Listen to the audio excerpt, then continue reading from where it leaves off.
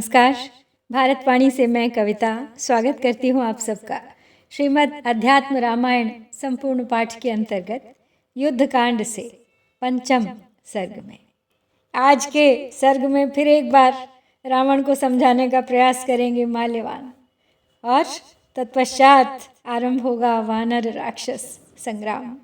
तो चलिए प्रारंभ करते हैं आज का पाठ। श्री महादेव उवाच। श्रुत्वा शुकमुखोद्गीतं वाक्यम् अज्ञाननाशनं रावणः क्रोधतां राक्षो दहन्निव तमब्रवीत्। अनुजीव्य सुदुर्बुद्धे गुरुवद्भाषसे कथं शासिताहं त्रिजगतां त्वं मां शिक्षन् न लज्जसे। इदानीमेव हन्मि त्वां किन्तु पूर्वकृतं तव स्मरामि तेन रक्षामि त्वां यद्यपि वधोचितम्। इतो गच्छ विमूढत्वमेवं श्रोतुं न मे क्षमं। महाप्रसाद इत्युक्त्वा वेपमानो गृहं ययौ। शुकोऽपि ब्राह्मणः पूर्वं ब्रह्मिष्ठो ब्रह्मवेत्तमः। वानप्रस्थविधानेन वने तिष्ठन् स्वकर्मकृत्। देवानामभिवृद्ध्यर्थं विनाशाय सुरद्विषां चकार यज्ञविततिमविच्छिन्नां महामतिः। राक्षसानां विरोधो भूच्छुको देवहितोद्यतः। वज्रदंष्ट्र इति ख्यातस्तत्रैको राक्षसो महान्। अन्तरं प्रेप्सुरातिष्ठच्छुकापकर्णोद्यतः। कदाचिदागतो अगस्त्यस्तस्याश्रमपदं मुने। तेन सम्पूजितो अगस्त्यो भोजनार्थं निमन्त्रितः। गते स्नातुं मुनौ कुम्भसम्भवे प्राप्य चान्तरम्। अगस्त्यरूपधृक्सोऽपि राक्षसः शुकमब्रवीत्। यदि दास्यामि मे ब्रह्मन् भोजनं देहि सामिषं। बहुकालं न भुक्तं मे मांसं छागाङ्गसम्भवम्। तथेति कारयामास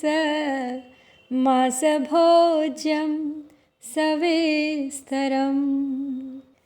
तो श्री महादेव जी पार्वती जी को कथा सुनाते हुए आगे कहते हैं कि हे पार्वती, शुक के मुख से निकले हुए इन अज्ञान नाशक वचनों को सुनकर रावण क्रोध से मानो जलता हुआ उससे आंखें लाल करके बोला, अरे दुर्बुद्धे, मेरे ही टुकड़ों से पलकर तू इस प्रकार गुरु की भांति कैसे बोलता है। तीनों लोकों का शासन करने वाला तो मैं हूँ। मुझे उपदेश देते हुए तुझे लज्जा नहीं आती। तू यद्यपि वध करने योग्य है और मैं तुझे अभी मार डालता, परंतु तेरे पूर्व कृत्यों को याद करके मैं तुझे छोड़ देता हूँ। अरे मूढ़, तू तुरंत अभी यहाँ से टल जा, मैं ऐसी बातें सुनना नहीं चाहता। तो रावण के ये वचन सुनकर शुक, महाराज की बड़ी कृपा है ऐसा कह के कांपता हुआ अपने घर चला गया। तो शुक के पूर्व कृत्य जान लेते हैं। पूर्व जन्म में शुक एक वेदज्ञ और ब्रह्मवेत्ता ब्राह्मण था तथा वानप्रस्थ विधि से अपने धर्म कर्म में तत्पर हुआ वन में रहता था। इस महामति ने देवताओं की वृद्धि और दैत्यों के नाश के लिए लगातार बहुत से बड़े बड़े यज्ञ किए। अतः देवताओं के हित में लगे रहने के कारण शुक का राक्षसों से विरोध हो गया। उस समय वज्रदंष्ट्र नामक एक महान राक्षस शुक का अपकार करने पर उतारू होकर अवसर देखने लगा। अब एक दिन मुनिवर शुक के आश्रम में महर्षि अगस्त्य पधारे। शुक ने अगस्त्य जी की पूजा कर उन्हें भोजन के लिए निमंत्रित किया। अब जिस समय महर्षि अगस्त्य स्नान के लिए गए हुए थे, उस राक्षस यानी वज्रदंष्ट्र ने अपना मौका देखकर अगस्त्य का रूप बना लिया और शुक से कहा, ब्रह्मन, यदि तुम मुझे भोजन कराना चाहते हो तो मांस युक्त अन्न खिलाओ। मैंने बहुत दिनों से छाग यानी बकरे का मांस नहीं खाया है। तो तब शुक ने जो आज्ञा कहा और बड़ी तैयारी से मांसमय भोजन अगस्त्य जी के लिए बनवाया।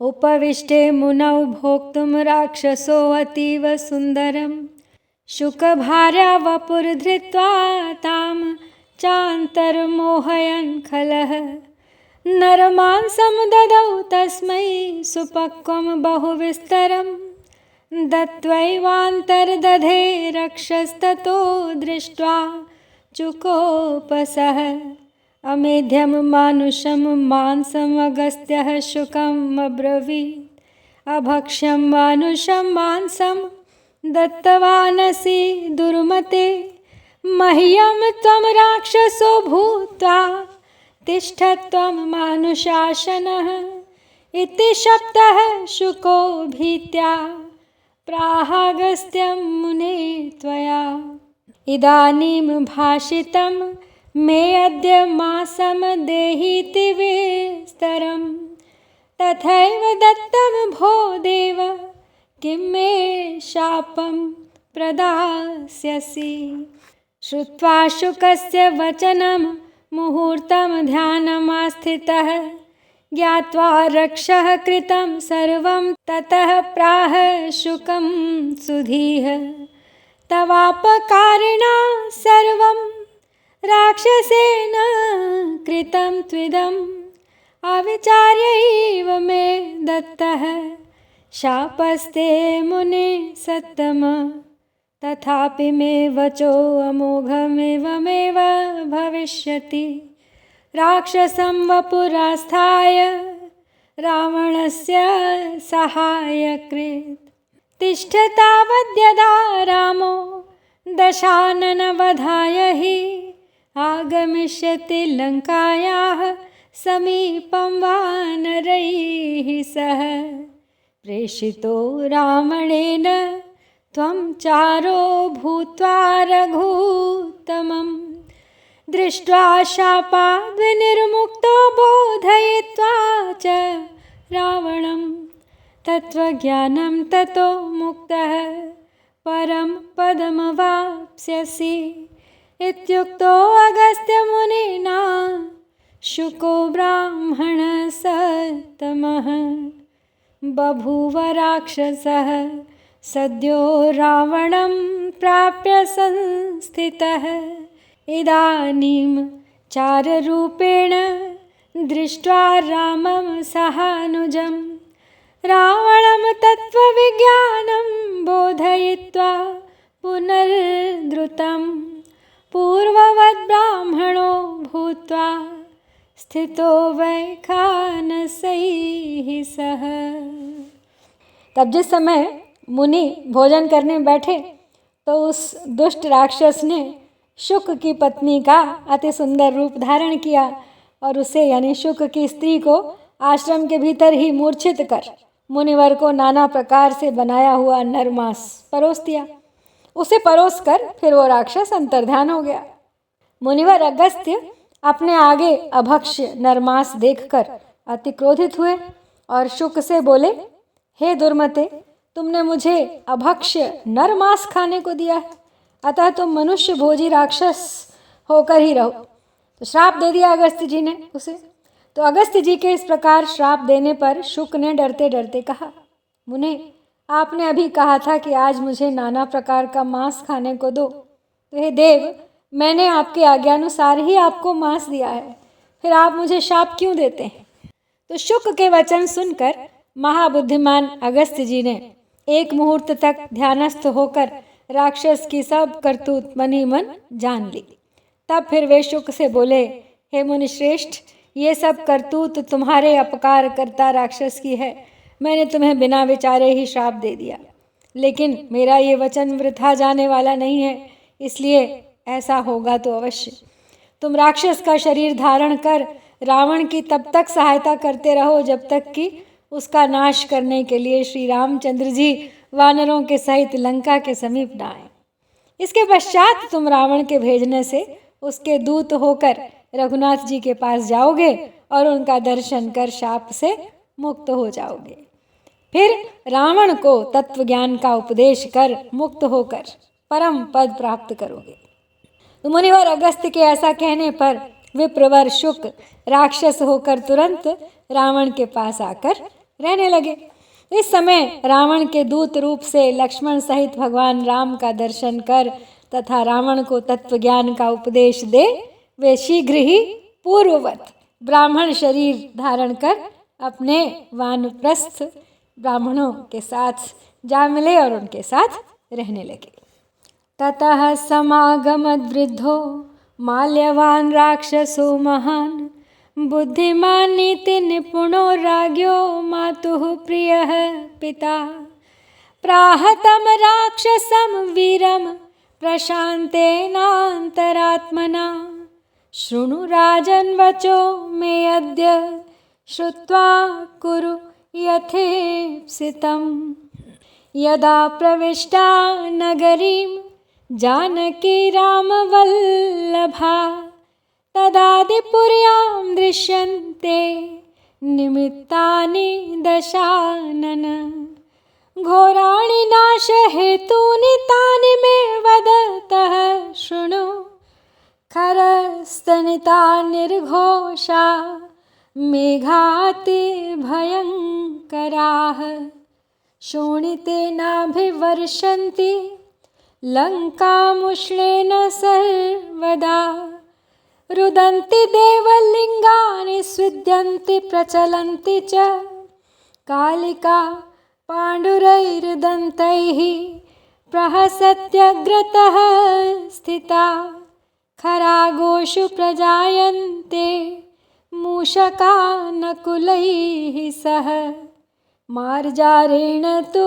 युध्यन्ति पन्नगा गरुडेन तु करालो विकटो मुण्डः पुरुषः कृष्णपिङ्गलः कालो गृहाणि सर्वेषां काले काले त्ववीक्षते एतान्यन्यानि दृश्यते निमित्तानि युद्ध भवन्ति च अतः कुलस्य रक्षार्थं शान्तिं कुरु दशाननः सीतां सत्कृत्य सधनां रामायाशु प्रयच्छ भोः रामं नारायणं विद्धि विद्वेषं त्यज राघवे यत्पादपोतमाश्रित्य ज्ञानिनो भवसागरं तरन्ति भक्तिपूतान्तास्ततो रामो न मानुषः भजस्व भक्तिभावेन रामं सर्वहृदालयं यद्यपि त्वं दुराचारो भक्त्या पूतो भविष्यसि मद्वाक्यं कुरु राजेन्द्र कुलकौशलहेतवे। तो शुक के चले जाने पर राजा रावण की माता का प्रिय पिता यानी रावण के नाना अति बुद्धिमान और नीति निपुण वृद्ध राक्षस माल्यवान वहाँ आए।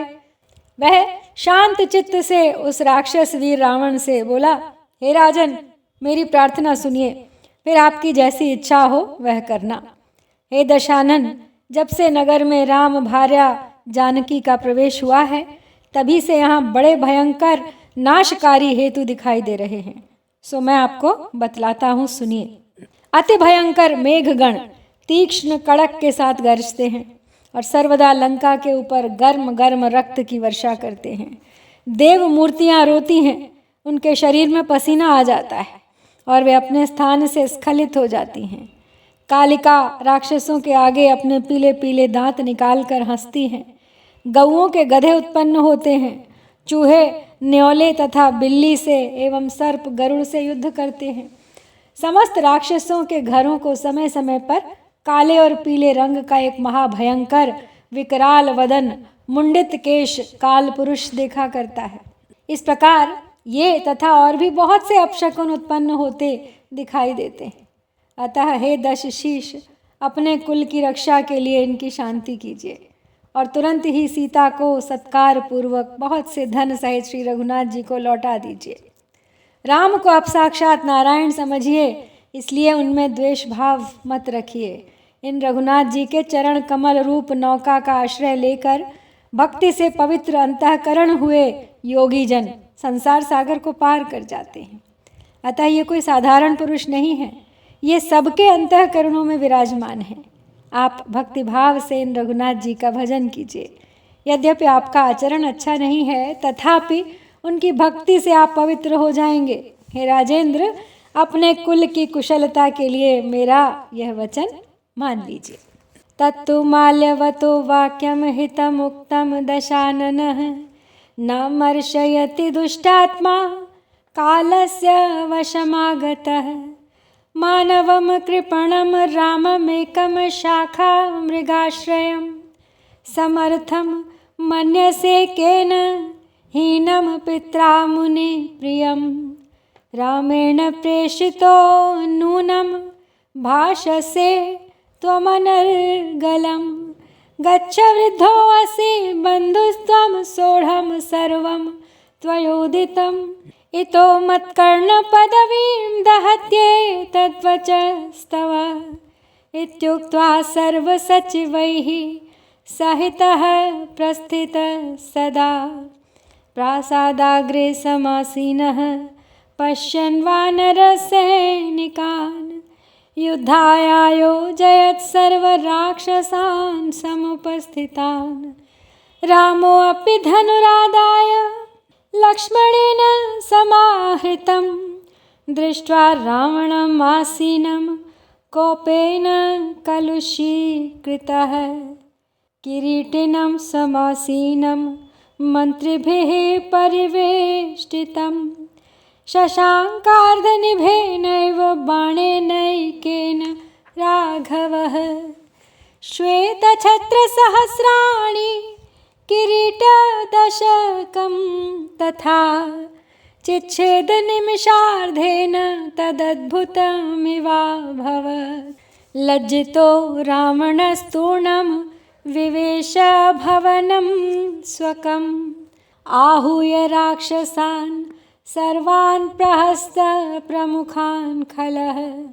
वानरैः सह युद्धाय नोदयामास सत्वरः ततो भेरीमृदङ्गाद्यैः पणवानकगोमुखैः महिषोष्ट्रैः खरैः सिंहैर्द्वीपिभिः कृतवाहनाः खड्गशूलधनुः पायष्टितोमरशक्तिभिः लक्षिताः सर्वतो लङ्कां प्रतिद्वारमुपाययुः तत्पूर्वमेव रामेण नोदिता वानरर्षभाः उद्यम्य गिरिशृङ्गाणि शिखराणि महान्ति च तरूंश्चोत्पाटय विविधान् युद्धाय हरियुथपाः प्रेक्षमाणा रावणस्य तान्यनीकानि भागशः राघवप्रियकामार्थं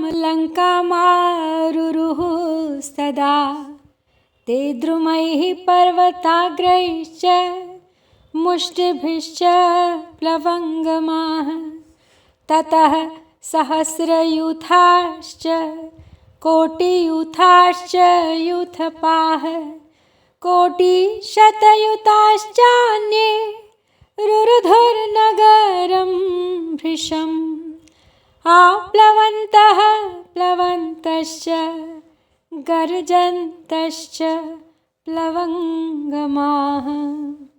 तो रावण को माल्यवान ने बहुत समझाया, किंतु माल्यवान के ये हितकर वाक्य दुष्ट चित्त रावण को सहन नहीं हुए, क्योंकि वह काल के वशीभूत हो रहा था। वो बोला, इस बेचारे एक तुच्छ मनुष्य राम को, जिसने बंदर का आश्रय लिया हुआ है और जिसे उसके पिता ने भी निकाल दिया है, तुम किस बात में समर्थ मानते हो? वह तो केवल वनवासी मुनिजनों का ही प्यारा है। मालूम होता है तुम्हें राम ने ही भेजा है, इसीलिए तुम इस प्रकार ऊटपटांग बातें बनाते हो। जाओ, तुम बूढ़े हो गए हो, लेकिन मेरे सगे संबंधी हो, इसलिए मैंने तुम्हारी सब बातें सहन कर ली हैं, किंतु अब तुम्हारे वचन मेरे कानों को जला रहे हैं। ऐसा कहकर वह अपने समस्त मंत्रियों सहित वहाँ से चल दिया और अपने राजभवन के सर्वोच्च तल पर बैठकर वानर सैनिकों को देखता हुआ अपने आसपास बैठे हुए राक्षसों को युद्ध के लिए नियुक्त करने लगा। इधर रामचंद्र जी ने रावण को बैठा देख अति क्रोधातुर हो लक्ष्मण जी का लाया हुआ धनुष उठाया। वह सिर पर मुकुट धारण किए अपने अनेक मंत्रियों से घिरा हुआ बैठा था। भगवान राम ने आधे निमेष में ही एक अर्धचंद्राकार बाण से उसके हजारों श्वेत छत्र और 10 मुकुट काट डाले। ये बड़ा आश्चर्य सा हो गया। इससे लज्जित होकर रावण तुरंत अपने घर में घुस गया और उस दुष्ट ने शीघ्र ही प्रहस्त आदि मुख्य मुख्य राक्षसों को बुलाकर वानरों के साथ युद्ध करने की आज्ञा दी। तो श्री राम ने उसके मुकुट गिरा दिए, लेकिन रावण को ये पता नहीं चला कि ये कैसे गिरे। तो जब रावण की आज्ञा हो गई तब राक्षस लोग भेरी, मृदंग, पणव, आनक और गोमुख आदि बाजे बजाते भैंसों, ऊँटों, गधों, सिंहों और व्याघ्रों पर चढ़कर खड्ग, शूल, धनुष, पाश, यष्टि, डंडे, तोमर और शक्ति आदि अस्त्र शस्त्रों से सुसज्जित हो लंका के प्रत्येक द्वार पर जाकर खड़े हो गए। भगवान राम ने वानरों को पहले से ही आज्ञा दे दी थी, अतः वे पर्वतों की शिलाएं तथा बड़े बड़े शिखर उठाकर और नाना प्रकार के वृक्ष उखाड़कर युद्ध के लिए चल दिए। और रावण की वह पृथक पृथक सेना आती देख रघुनाथ जी का प्रिय कार्य करने के लिए सभी वानर जोश में आकर लंका पर चढ़ गए। उनमें से कोई सहस्त्र यूथपति था, कोई कोटि यूथपति, कोई शतकोटि यूथनायक थे। उन वानरों ने उछलते कूदते गरजते हुए वृक्ष, पर्वत शिखर और मुट्ठियां तान कर नगर को सब ओर से घेर लिया। एक प्रकार से श्री गणेश हो गया है राम रावण युद्ध का। रामो जयत्यति बलो लक्ष्मणश्च महाबलः राजा जयति सुग्रीवो राघवेणानुपालितः इत्येवं घोषयन्तश्च समं युयुधिरे अरिभिः हनुमानङ्गदश्चैव कुमुदो नील एव च नलश्च शरभश्चैव महेन्दो द्विविध एव च जाम्बवान् दधिवक्त्रश्च केसरी तार एव च अन्ये च बलिनः सर्वे यूथपाश्च प्लवङ्गमाः दाराण्युत्प्लुत्य लङ्कायाः सर्वतो रुरुधुर्भृशम् तदा वृक्षैर्महाकायाः पर्वताग्रैश्च वानराः निजघ्नुस्तानि रक्षांसि नखैर्दन्तैश्च वेगिताः राक्षसाश्च तदा भीमा द्वारेभ्यः सर्वतोरुषा निर्गत्य भिन्दिपालैश्च खड्गैः शूलैः परश्वधैः निजघ्नुर्वानरानीकं महाकाया महाबलाः राक्षसांश्च तथा जघ्नुर्वानराजितकाशिनः तदा बभूव समरो मांसशोणितकर्दमः रक्षसां वानराणां च सम्बभूवाद्भुतोपमः ते हयैश्च गजैश्चैव रथैः काञ्चनसन्निभैः रक्षो व्याघ्रायुयुधिरे नादयन्तो दिशो दश राक्षसाश्च कपीन्द्राश्च परस्पर जयैषिणः राक्षसान् वानरा जघ्नुर्वानराश्चैव राक्षसाः रामेण विष्णुना दृष्टा हरयो दिविजांशजा बभूवुर्बलिनो हृष्टास्तदा पीताम्रता इव सीताभिमर्शपापेन रावणेनाभिपालितान् हतश्रीकान् हतबलान् राक्षसान् जघ्नुरोजसा चतुर्थांशावशेषेण निहतं राक्षसं बलम्। तो महाबली राम और वीरवर लक्ष्मण की जय हो, रघुनाथ जी से सुरक्षित राजा सुग्रीव की जय हो। इस प्रकार शब्द करते हुए, नारे लगाते हुए वे शत्रुओं से लड़ने के लिए चल दिए। हनुमान, अंगद, कुमुद, नील, नल, शरभ, महेंद्र, द्विविध, जाम्बवान, दधिवक्त्र, केसरी, तार तथा अन्य समस्त बलवान वानर और यूथपतियों ने उछल उछल कर लंका के सब द्वारों को चारों ओर से घेर लिया। तब वे महाकाय वानरगण वृक्ष, पर्वत, शिखर और नख तथा दांतों से अति वेग पूर्वक उन राक्षसों को मारने लगे। तब महाभयानक और बड़े बड़े डील वाले महाबली राक्षसगण भी अतिरोष पूर्वक सब द्वारों से निकलकर भिंदिपाल, खड्ग, शूल और परशु आदि विविध अस्त्र शस्त्रों से वानर सेना पर प्रहार करने लगे। इसी प्रकार विजयी वानरवीर भी राक्षसों को मारने लगे। उस समय वहाँ राक्षसों और वानरों का बड़ा विचित्र युद्ध छिड़ गया, जिससे उस रणभूमि में रक्त और मांस की कीच हो गई।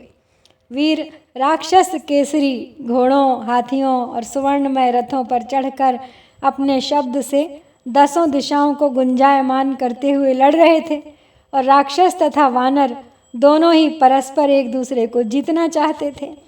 वानर गण राक्षसों को और राक्षस लोग वानरों को मारने लगे। विष्णु रूप भगवान राम की दृष्टि पड़ने से देवताओं के अंश से उत्पन्न हुए वानरगण बड़े प्रबल हो गए और मानो अमृतपान कर अति हर्ष से उत्साहपूर्वक सीता जी को हरण करते समय स्पर्श करने के कारण महापापी रावण से पालित निस्तेज और बलहीन राक्षसों को मारने लगे। धीरे धीरे राक्षसों की सेना नष्ट होकर केवल 1/4 रह गई। स्वसैन्यं निहतं दृष्ट्वा मेघनादो अथ दुष्टधीः ब्रह्मदत्तवरः श्रीमानन्तर्धानं गतो सुरः सर्वास्त्रकुशलो व्योम्नि ब्रह्मास्त्रेण समन्ततः नानाविधानि शस्त्राणि वानराणि कमर्दयन् ववर्ष शरजालानि तदद्भुतमिवाभवत्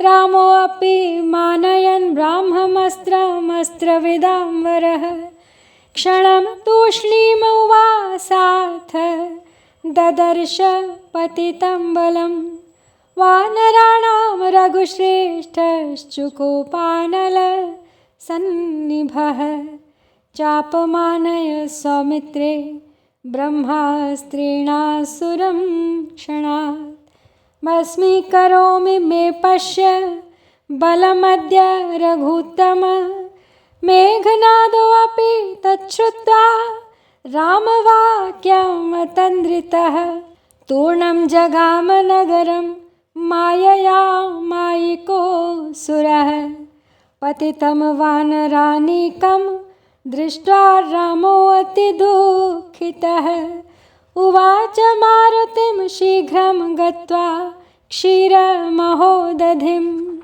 तत्र द्रोणगिरिर्नाम दिव्यौषधि समुद्भवः तमानय द्रुतं गत्वा सञ्जीवय महामते वानरौघान् महासत्त्वान् कीर्तिस्ते सुस्थिरा भवेत् आज्ञा प्रमाणमित्युक्त्वा जगामानिलनन्दनः आनीय च गिरिं सर्वान् वानरान् वानरर्षभः जीवयित्वा पुनस्तत्र स्थापयित्वा ययौ द्रुतम्। तब वानर और राक्षसों का जो युद्ध शुरू हो गया है, उसमें वानरों ने लगभग 1/4 कर दी है राक्षसों की सेना। अपनी सेना को नष्ट हुई देख ब्रह्मा जी के वर से श्री संपन्न हुआ दुष्ट बुद्धि राक्षस मेघनाद अंतर्धान हो गया। वह दैत्य सब प्रकार के अस्त्र शस्त्र चलाने में कुशल था, अतः वह आकाश में चढ़कर ब्रह्मास्त्र द्वारा वानर सेना को दलित करता हुआ सब ओर नाना प्रकार के शस्त्र और बाण समूह बरसाने लगा। ये बड़ा आश्चर्य सा होने लगा। अस्त्रवेताओं में श्रेष्ठ भगवान राम भी ब्रह्मास्त्र का मान रखने के लिए एक क्षण तक चुपचाप वानर सेना का पतन देखते रहे। अंत में वे रघुश्रेष्ठ क्रोध से अग्नि के समान प्रज्वलित हो उठे और बोले, लक्ष्मण मेरा धनुष ले आओ, मैं एक क्षण में ही इस दुष्ट दानव को ब्रह्मास्त्र से भस्म कर डालूंगा। हे रघुश्रेष्ठ, आज तुम मेरा पराक्रम देखना। मेघनाद भी बहुत सावधान था। रामचंद्र जी के ये वाक्य सुनते ही वह मायावी महादैत्य मायापूर्वक तुरंत अपने नगर को चला गया। वानर सेना को नष्ट हुई देख श्री रामचंद्र जी अति दुखित होकर हनुमान जी से बोले, हनुमान तुम तुरंत ही क्षीर सागर पर जाओ, वहाँ द्रोणाचल नामक पर्वत है जिस पर नाना प्रकार की दिव्य औषधियाँ उत्पन्न होती हैं। हे महामते, तुम झटपट जाकर उस पर्वत को ले आओ और इन महापराक्रमी वानर यूथों को जीवित करो, इससे तुम्हारी कीर्ति अविचल हो जाएगी। ये सुनकर पवन कुमार जो आज्ञा कहकर चल दिए और तुरंत ही उस पर्वत को लाकर उसकी औषधियों से समस्त वानरों को जीवित कर उसे फिर वहीं रखाए। पूर्ववद् भैरवं नादम वानराणां बलौघतः श्रुत्वा विस्मयमापन्नो रावणो वाक्यमब्रवीत्, राघवो मे महान् शत्रुः प्राप्तो देव विनिर्मितः, हन्तुं तं समरे शीघ्रं गच्छन्तु मम यूथपाः, मन्त्रिणो बान्धवाः शूरा ये च मत्प्रियकाङ्क्षिणः, सर्वे गच्छन्तु युद्धाय त्वरितं मम शासनात्, येन गच्छन्ति युद्धाय भीरवः प्राणविप्लवात्, तान् हनिष्याम्यहं सर्वान् मच्छासनपरां मुखान्। तच्छ्रुत्वा भयसन्त्रस्ता निर्जग्मुरणकोविदाः, अतिकायः प्रहस्तश्च महानादमहोदरौ, देवशत्रुर्निकुम्भश्च देवान्तक नरान्तकौ, अपरे बलिनः सर्वे युयुर्युद्धाय वानरैः, एते चान्ये च बहवः शूराः शतसहस्रशः, प्रविश्य वानरं सैन्यं ममन्थुर्बलदर्पिताः, भुशुण्डीभिन्दपालैश्च बाणैः खड्गैः परश्वधैः, अन्यैश्च विविधैरस्त्रैर्निर्जघ्नुर्हरियूथपान्, ते पादपैः पर्वताग्रैर्नखदंष्ट्रैश्च मुष्टिभिः, प्राणैर्विमोचयामासुः सर्वराक्षसयूथपान्। रामेण निहताः केचित् सुग्रीवेण तथा परे, हनुमता चाङ्गदेन लक्ष्मणेन महात्मना, यूथपैर्वानराणां ते निहताः सर्वराक्षसाः। रामतेजः समाविश्य वानरा बलिनो अभवन्, रामशक्तिविहीनानामेवं शक्तिः कुतो भवेत्। सर्वेश्वरः सर्वमयो विधाता, माया मनुष्यत्वविडम्बनेन, सदा चिदानन्दमयोऽपि रामो, युद्धादिलीलां वितनोति माया।